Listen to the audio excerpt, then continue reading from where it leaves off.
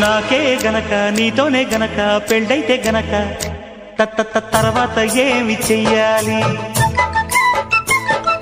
కావుని కాస్త అడగాలి. అయితే గనక కాదను గనక ఓ పెళ్ళి కొడక మోజుల మోత మోగాలి. గాజుల గోల పెరగాలి. ఆహా అంటూ ఉంటే వింటున్న వాళ్ళు వేడెక్కిపోవాలి.